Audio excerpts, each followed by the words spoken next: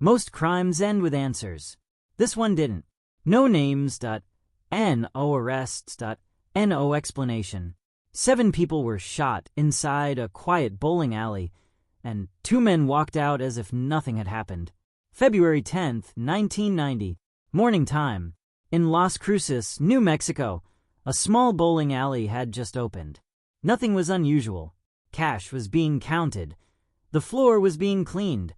Some customers had already arrived. Everything felt safe, predictable, the kind of place where nothing bad ever happens. Then the door opened. 2 men walked in. No masks. No panic. No noise. They didn't look like criminals. They looked normal. And that's why no one reacted. At first.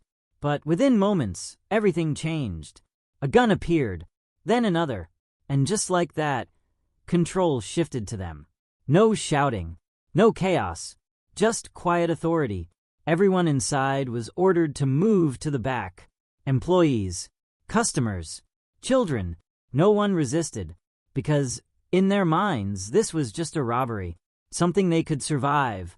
The money was handed over, the drawers were opened, the attackers took what they wanted, so it should have ended there, right?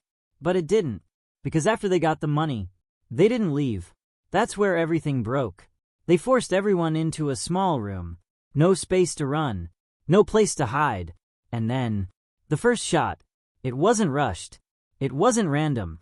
It was controlled. After that, the room filled with gunfire. One shot after another. Precise. Intentional. 7 people were shot. Some fell instantly. Some stayed alive long enough to understand what was happening. Children were among them. And then, nothing. No screams. No movement. Just silence. The kind of silence that feels heavy, like something is still wrong. The attackers walked out, calmly, the same way they came in. No hurry, no fear, just gone. But they made one mistake. Not everyone died. Inside that room, there were survivors, covered in blood, broken, but alive. One of them, a young girl, remained conscious. She heard voices. She remembered details. Later, she told investigators what happened inside that room. But even that wasn't enough, because when police arrived, they found a scene that didn't make sense. This wasn't panic. This wasn't messy. This was controlled violence. Planned, or at least carried out without hesitation. And that changed everything, because now the question wasn't just, who did this? The question was, why? Why kill everyone after taking the money? Why leave no clear evidence? Why take that risk? For no reason. Witnesses described the attackers. 2 men, calm, focused, almost experienced. Sketches were made. Tips came in. Suspects were questioned. Nothing worked. No strong fingerprints. No DNA match. No confirmed identity. It was as if they existed for that one moment and then disappeared. Years passed. Then decades. The case was never closed. Theories came and went. Maybe it was planned. Maybe something went wrong.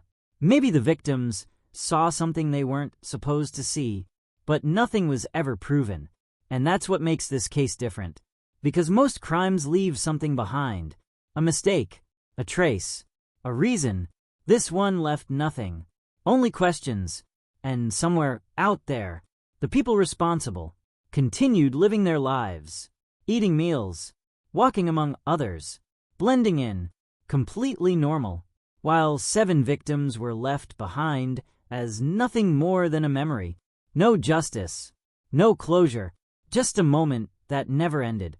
Because the truth is, the most terrifying crimes aren't the ones we understand.